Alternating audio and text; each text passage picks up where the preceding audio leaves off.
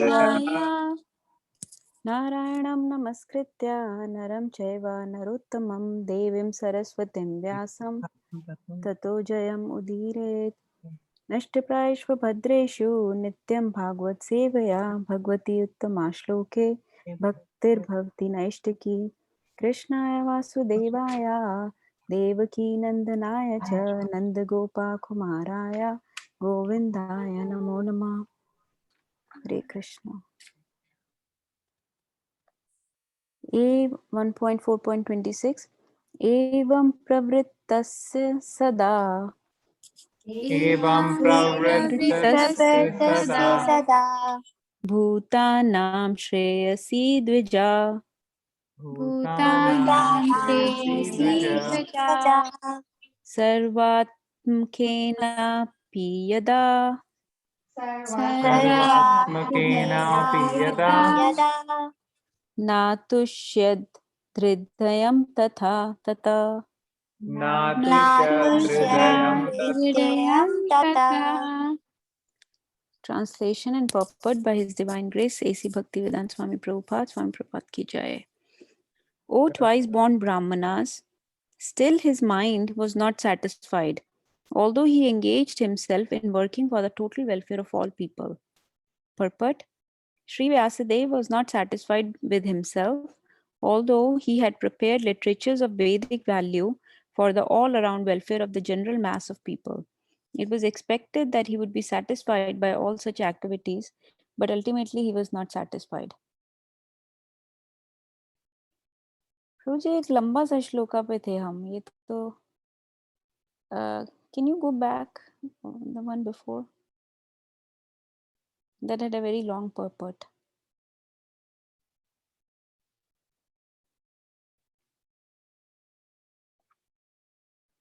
Hare Krishna. Hare Krishna Prabhuji, can you go to the previous shloka? I think we were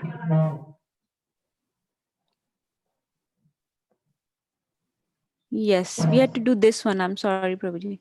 Okay, Mataji. So we can do this now. Want to do? You want me to read this one? Sure. 1.4.25 Stri Shudra Dvija Bandhunam Sri Shudra Dvija Bandhunam Traina Shruti Gochara Traina Shruti Gochara Karma Shreyasi Mudanam Karma Shreyasi Mudhanam Shreya Evam Bhavedihi Shreya Evam Bhavediha Iti Bharatam Akhyanam Iti Bharatam Kripaya Munina Kritam. Kripaya Kritam. Translation and purport by His Divine Grace Swami Prabhupada. Prabhupada ki jai. Out of compassion, the great sage thought it wise that this would enable men to achieve the ultimate goal of life. Thus, he compiled the great historical narration called the Mahabharata for women, laborers, and friends of the twice-born. Purport: the friends of the twice-born families are those who are born in the families of Brahmanas, Kshatriyas, and Vaishyas, or the spiritually cultured families, but who themselves are not equal to their forefathers. Such descendants are not recognized as such, for want of purificatory achievements. The purificatory activities begin even before the birth of a child, and the seed-giving reformatory process is called Garbhadan Samskara. One who has not undergone such Garbhadan Samskara or spiritual family planning is not accepted as being of an actual twice-born family. The Garbhadan Samskara is followed by other purificatory processes, out of which the sacred thread ceremony is one. This is performed at the time of spiritual initiation. After this particular samskara, one is rightly called twice born. One birth is calculated during the seed-giving samskara, and the second birth is calculated at the time of spiritual initiation. One who has been able to undergo such important samskaras can be called a bona fide twice born. If the father and mother do not undertake the process of spiritual family planning and simply beget children out of passion only, Their children are called Dvij Bandhus. These Dvij Bandhus are certainly not as intelligent as the children of the regular twice born families. The Dvij Bandhus are classified with the Shudras and the women class, who are by nature less intelligent. The Shudras and the women class do not have to undergo any samskara save and except the ceremony of marriage. The less intelligent classes of men, namely women, Shudras, and unqualified sons of the higher castes, are devoid of necessary qualifications to understand the process of the transcendental Vedas. For them, the Mahabharata was prepared. The purpose of the Mahabharata is to administer the purpose of the Vedas, and therefore, within this Mahabharata, the summary Veda of Bhagavad Gita is placed. The less intelligent are more interested in stories than in philosophy, and therefore the philosophy of the Vedas in the form of Bhagavad Gita is spoken by the Lord Sri Krishna. Vyasadeva and Lord Krishna are both on the transcendental plane, and therefore they collaborated in doing good to the fallen souls of this age. The Bhagavad Gita is the sense of all Vedic knowledge. It is the first book of spiritual values, as the Upanishads are. The Vedanta philosophy is the subject matter for the study by the spiritual graduates. Only the postgraduate spiritual student can enter into the spiritual or devotional service of the Lord. It is a great science, and the great professor is the Lord Himself in the form of Lord Sri Chaitanya Mahaprabhu. And persons who are empowered by Him can initiate others in the transcendental loving service of the Lord. Hare Krishna. Hare Krishna. Mataji, want to share your realization on this? Prabhuji, so this is a continuation from last one. In the last one, this was mentioned before that Brahmanas think that just by being born in a Brahman family, they have right to all Vedic knowledge, or they'll be able to understand the Vedic knowledge. And it was explained that actually they have to undergo the purification process, which means that if they do not have the Brahmanical qualities or the qualifications, if they're not in the mode of goodness and mostly in the mode of passion or ignorance, then they are not qualified to receive or understand the knowledge of Vedas either. And this shloka is further elaborating on that. That you're not just a Brahman if you're born in the Brahman family. And Prabhupada is explaining that uh, if you are just born in the Brahman family but don't have the qualification like your ancestors or your forefathers, then those people are just Dvij Bandhus. They're not twice born, they're just Dvij Bandhus. And the actual twice born will be the one who, first of all, was uh, conceived uh, by the sacrifice or yajna called Garbhadan Samskara, and then later on received spiritual initiation and had the sacred thread ceremony, I think referring to Janeo here. Um, and then they become twice born. So not just by the birth. So now when the Brahmins are being just born by the conception is not proper, and then there is no spiritual teachings given, and yet they are just in the Brahman family, they're just Dvij Bandhus. So Prabhupada is elaborating that they are just in the same class as Shudras or women or laborers or any people that are considered less intelligent, not like Brahmins. So you have to earn the status of being a Brahman by achieving proper qualification. And so Mahabharata was composed by Ved Vyas for less intelligent people, so that they could learn from the stories, because Vedanta or philosophy of Vedas may be very difficult to understand. So Mahabharata was written so that everything could be understood by the teachings of various pastimes of Krishna and other devotees in the Mahabharata. And Bhagavad Gita, which is the cream of all Vedas, was also part of Mahabharata, so everybody could understand the Vedic knowledge with this. So that's what I understood here, Prabhuji. Please elaborate or correct. Thank you, Mataji. Very nicely explained and summarized. Thank you. I was listening sometime back to some devotees, and he was explaining very, very nicely. How many of you in your life liked watching some kind of a sports match? Anybody here? Cricket, soccer, tennis, or any other sports you like to watch on the TV or in your school? Basketball matches? Nobody? Dadu liked? Prabhuji, Hare Krishna Prabhuji, I used to Yeah. like volleyball. You used to like watching volleyball? Yes, and I used to play also, Prabhuji. They also 2 in 1. Okay, great. Anybody else? Yes, Prabhu, I also used to like. Chaitanya Prabhu is a very good soccer player, I think, right? Hare Krishna Prabhuji, I used to like watching tennis. Tennis. I think Natasha Mataji used to only study, so she didn't watch all these matches and stuff. Anybody else? Prabhuji, Nirbhay Prabhu compensates for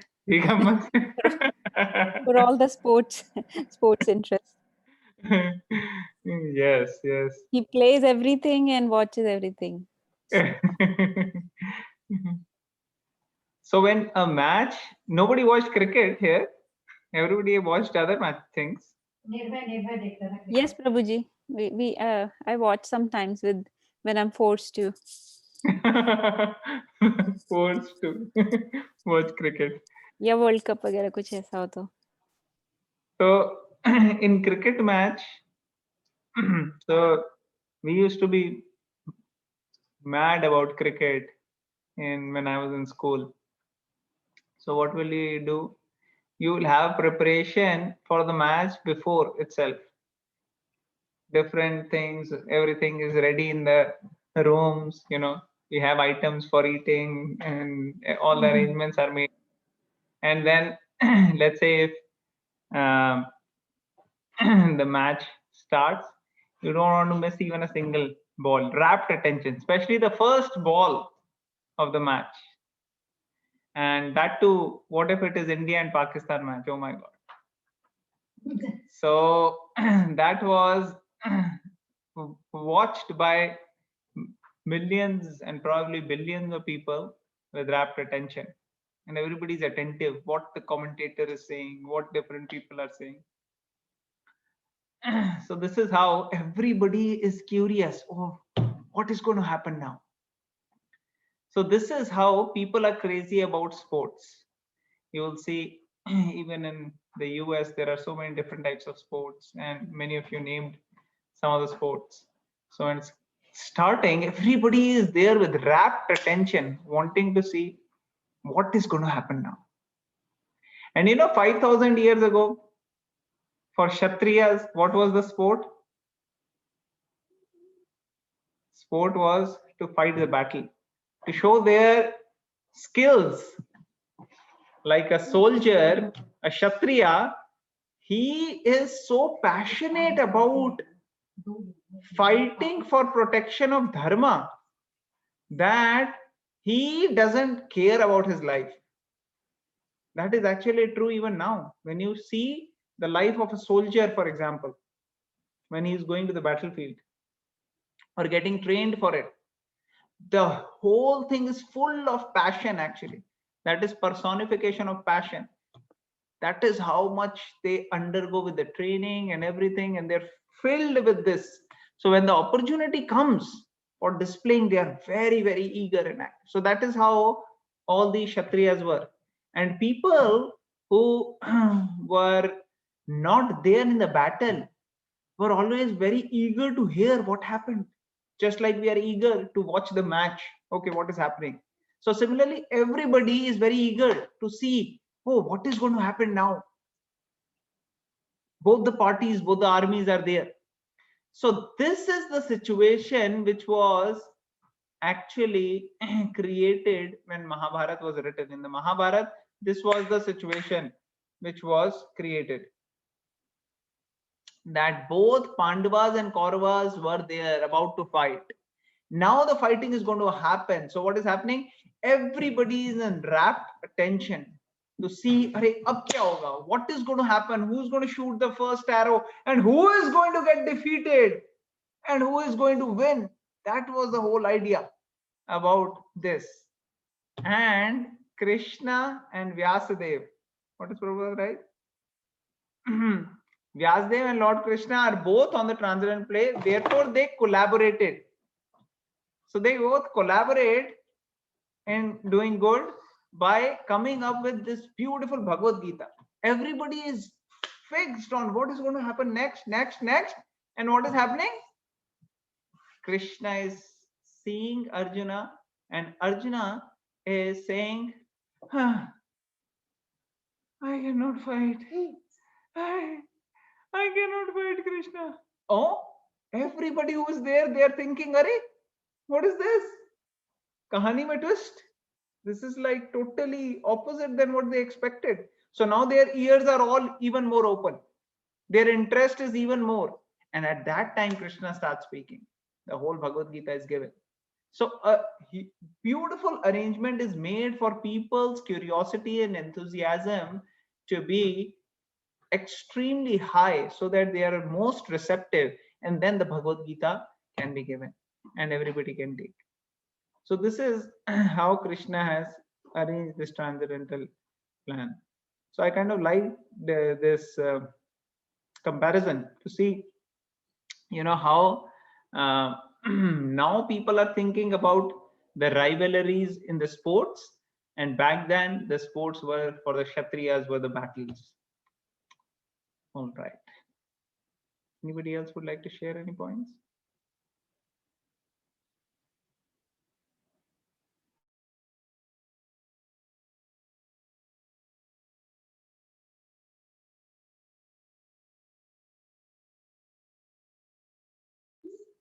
Okay, we'll go to the next shloka. I think next one Mataji read.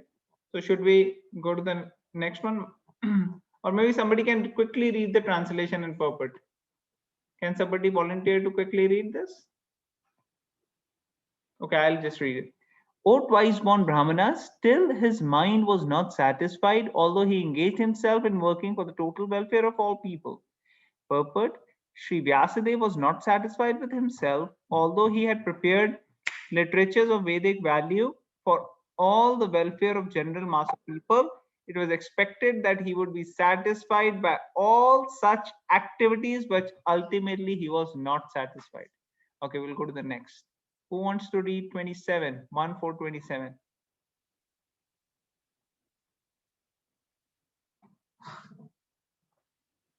Okay, I'll read the Sanskrit.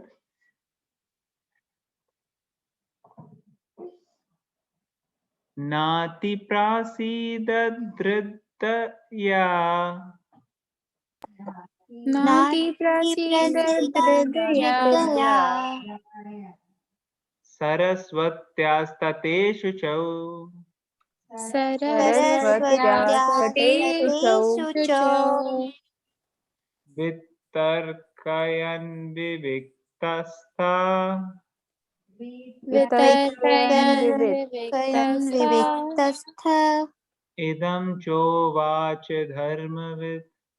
Edam Chovach Dharmavit. Anybody can read translation purport? Okay, Anshu will read the translation. The sages being dissatisfied at heart, at once began to reflect, because he knew the essence of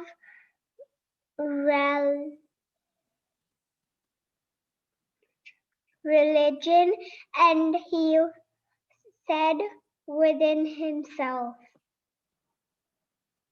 The sages began to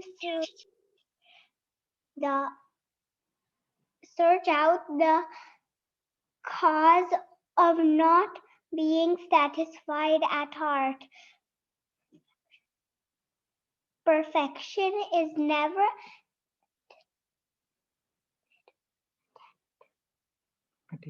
attained until one is satisfied at heart.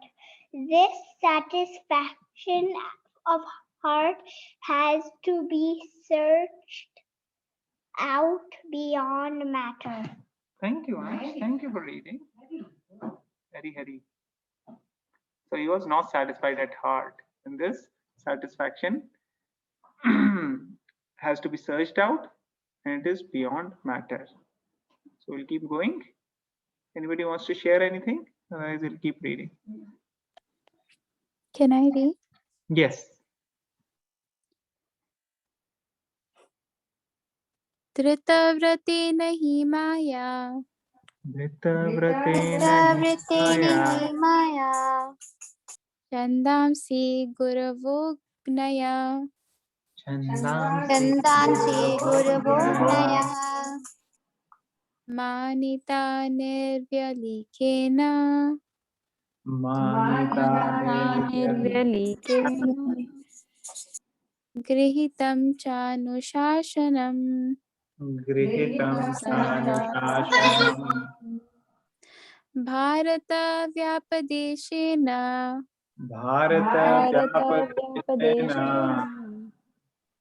ह्याम्नायार्थश्च प्रदर्शित यन्नायार्थश्च प्रदर्शित दृश्यते यत्र धर्मादि दृश्यते यत्र धर्मादि स्त्रीशूद्राभिरपि युता त्रिशूद्रादिभिरप्युता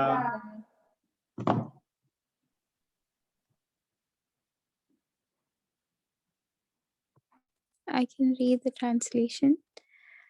I have, under strict disciplinary vows, unpretentiously worshipped the Vedas, the spiritual masters, and the altar of sacrifice. I have also abided by the rulings and have shown the import of disciplic succession through the explanation of the Mahabharata, by which even women, Shudras, and others, friends of the twice born, can see the path of religion. Purport: no one can understand the import of the Vedas without having undergone a strict disciplinary vow and disciplic succession. The Vedas, spiritual masters, and sacrificial fire must be worshipped by the desiring candidate. All these intricacies of Vedic knowledge are systematically presented in the Mahabharata for the understanding of the women class, the laborer class, and the unqualified members of the Brahmana, Kshatriya, or Vaishya families. In this age, the Mahabharata is more essential than the original Vedas. Hare Krishna. So the point is that the Vedic mantras and understanding Vedas is not possible for majority of the people, right? We really don't have the intelligence and the caliber to understand the philosophy and the Sanskrit and so many things. So in Kali Yuga, practically everybody is Shudra only, right? Kalo Shudra Sambhava. That everybody is Shudra. So for us, we can still get the highest perfection. It is not that if we are Shudras, then we cannot get the highest perfection. We can still get the highest perfection. And what is our hope? Our hope is the Kali Yuga itself. That in Kali Yuga, just by chanting the holy name of the Lord, one can attain perfection. Just by reading the scriptures given to us by the Guru Sadhu, means our Guru and previous Acharyas, when they are given the scriptures, when we read that, we can become perfect. So Srimad Bhagavatam is the perfect literature. Bhagavad Gita, which is the part of Mahabharata, is perfect. Mahabharata is a very interesting story. So for us, we can handle stories, That's why we go to movies, that's why we go to different places, even children. As soon as you say once upon a time, children are, oh, something interesting is going to happen. Even children like stories. So Mahabharata is full of stories only. So when one sees and understands, then the practical application of the Vedas can be understood by this. Anybody else would like to share some points here?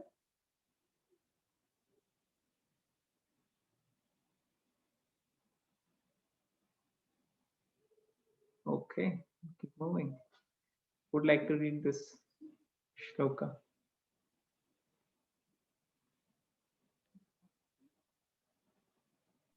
I can read it. Yes, Jataprabhu.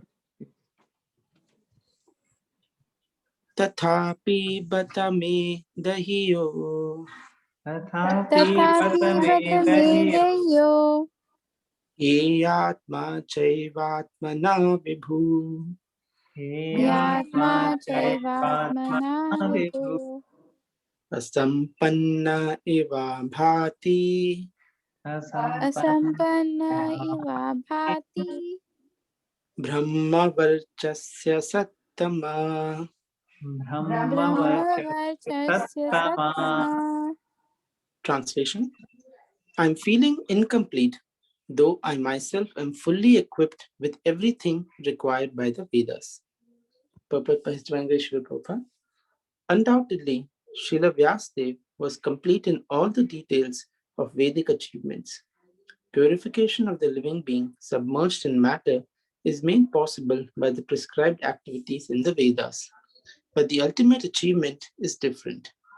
Unless it is attained, the living being, even though fully equipped, cannot be situated in the transcendently normal stage. Srila Vyasadeva appeared to have lost the clue and therefore felt dissatisfaction. Yes, Ravi, can you share your like? Hare Krishna.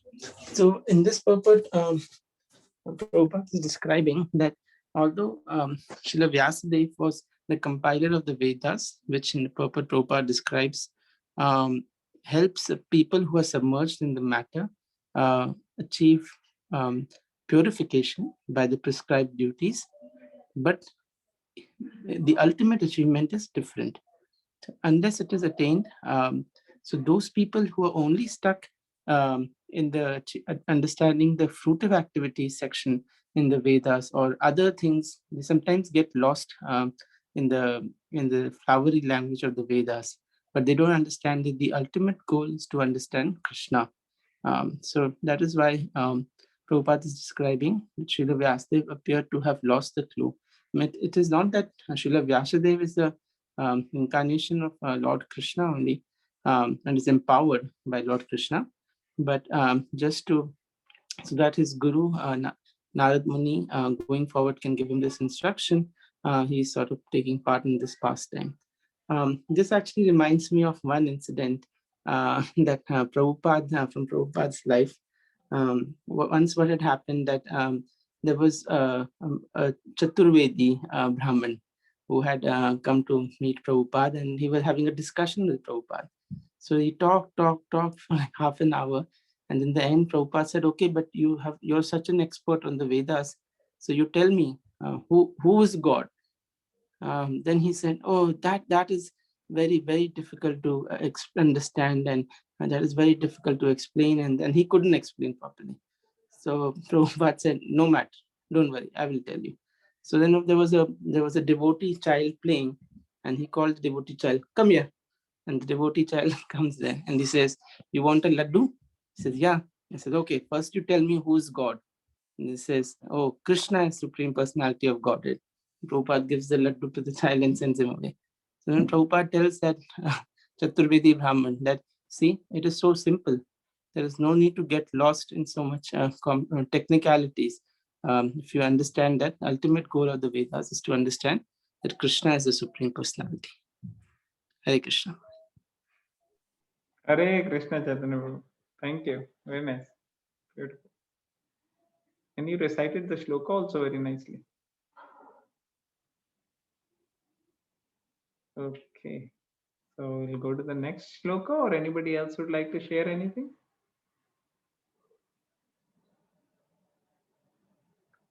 All right, 1.4.31. Anybody would like to recite this?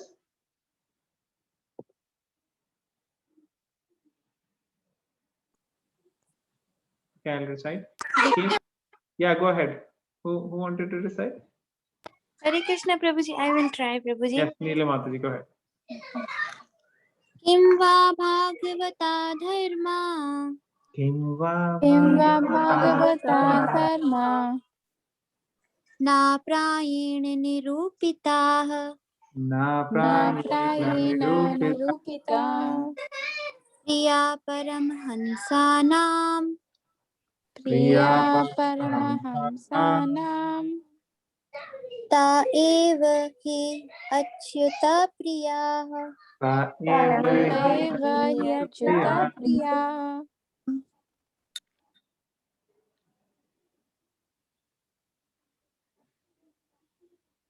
Mataji, you want to read translation proper? Yes, Prabhuji.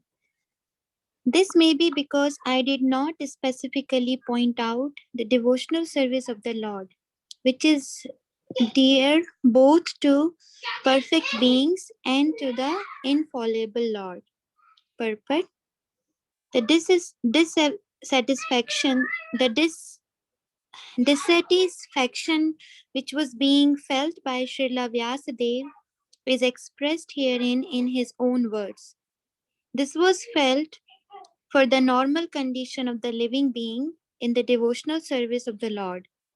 Unless one is fixed in the normal condition of service, neither the Lord nor the living being can become fully satisfied. This defect was felt by him when Narad Muni, his spiritual master, reached him. It is described as follows. Hare Krishna. Hare Krishna. So here he himself, Vyasadeva himself, started noticing and feeling. He understood. Acha, I did not specifically point out devotional service of the Lord, which is dear both to perfect beings and to the infallible Lord. So he's already getting these feelings, and then now he'll approach his guru. So this is why we need guru. That even Vyasadeva was written all the Vedas, even he's approaching a guru. But some people say, oh no, we don't need a guru. We can do ourselves. So that is foolishness. Okay. Anybody would like to share any thoughts on this?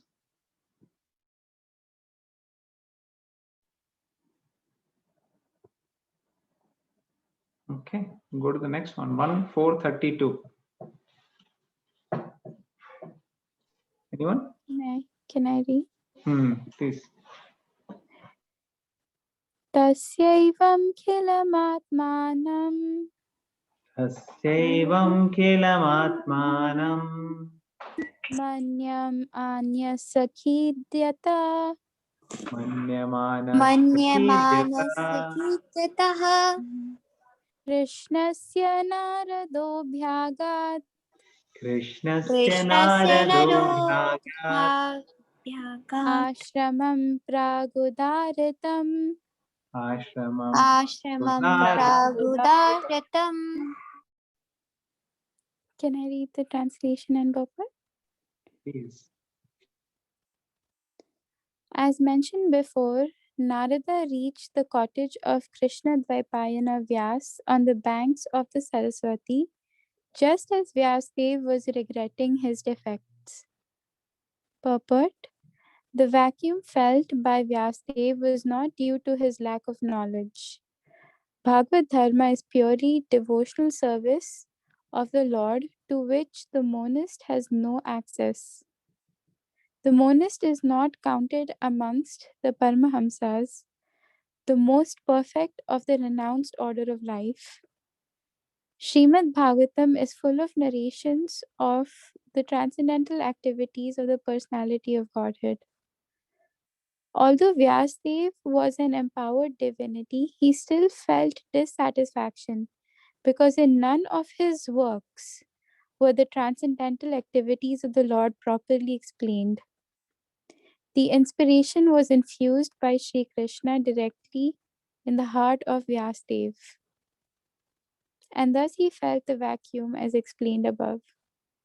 It is definitely expressed herewith that without the transcendental loving service of the Lord, everything is void. But in the transcendental service of the Lord, everything is tangible without any separate attempt at fruitive work or empiric philosophical speculation. Hare Krishna. Hare Krishna, you want to share some realizations?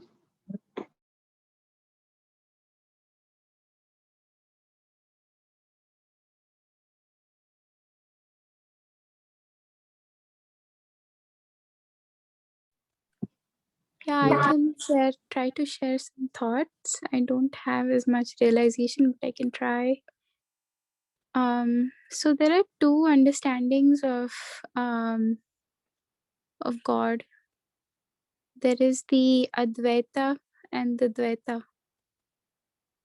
So the Advaita is the monistic, which is spoken about here, in which God is, impersonal aspect of just the Brahman aspect of God is understood.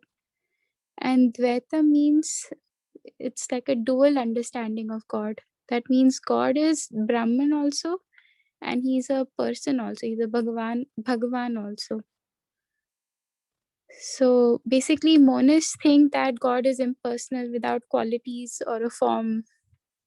He's just the Brahman, like a light or space.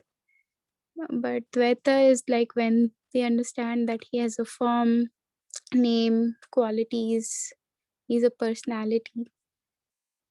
So that part I wanted to clarify. And basically, monists are not counted amongst the perfected beings just because they don't have access to the person Bhagavan. So because of that, because Vyasadeva, he was empowered, and Krishna had, here Prabhupada is explaining in this verse that Krishna directly in the heart of Vyasadeva, he made this vacuum felt. So,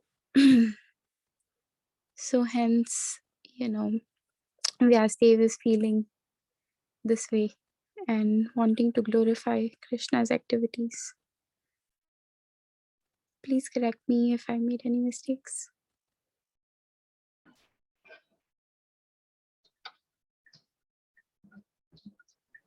Hare Krishna, Mataji, let me hear. Am I audible? Hare Krishna, Prabhuji, Dandavat Pranam. Yes. Hare Krishna, Mataji, Dandavat Pranam. So, Mataji, just wanted to, I know, like, I think you all not all know, just to clarify for others also, we are neither Dvait and neither Advait philosophy, right? We are both. We are Dvait Advait philosophy. I think you Yes, meant to say Prabhuji. Achintya Bheda Bhed. Yes, Achintya Bhed, yes, which is both, like we believe, both. So yeah, just Yes, wanted to clarify. Prabhuji. It is actually you have to say it is a third one. Right. None of them, but a third one. Third, yes, that's right. So just Yes, wanted to clarify. Prabhuji. Yeah, we Lord Chaitanya gave us the Achintya Bheda Bheda Tattva. So we are trying to follow that. Yes, Prabhuji. Yes, Hare Krishna. Just wanted to mention that. So it's, all on the same page. Hare Krishna. Hare Krishna. Okay, so we'll see if the next one is small. Okay, so I think today is the day to complete this chapter. We'll quickly do it. Okay, Yes, I'll read. Prabhuji. Okay, you want to read, Mataji? Sure, Prabhuji. Go ahead. Tam abhigyaye sahasa Tamabhignaya Tamabhigni Sahasa pratyuthaya gatam muni Pratyuthaya gatam Muni muni पूजयामास विद्धिवान् Pujayamasa pujayamasa Vidwan vidivan नारदं सूरपूजितं Narada naradam Purapujitam. surapujitam. Translation. At the auspicious arrival of Sri Narada, Sri Vyasadev got up respectfully and worshipped him, giving him veneration equal to that given to Brahmaji, the creator. Purport. Prabhuji, can you scroll down? Oh, sorry.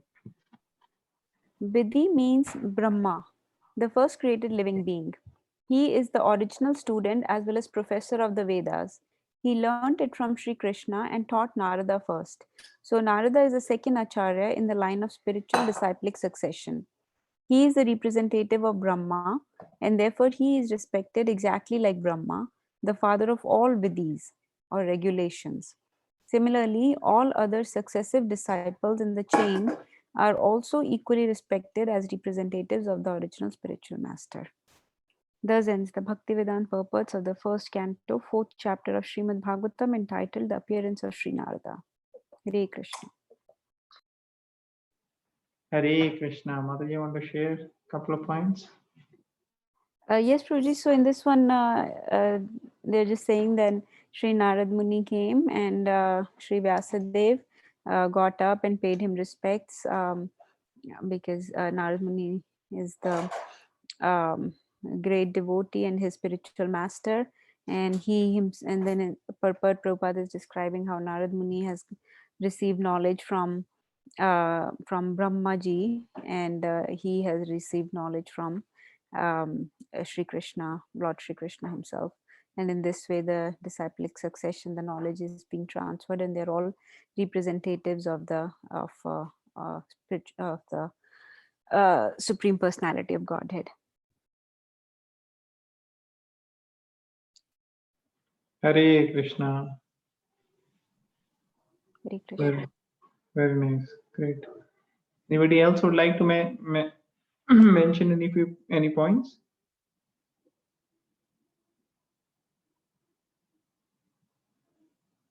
Okay, thank you all the devotees. Then I think we are coming to the end for today's conference. Tomorrow is Ram Navami, correct?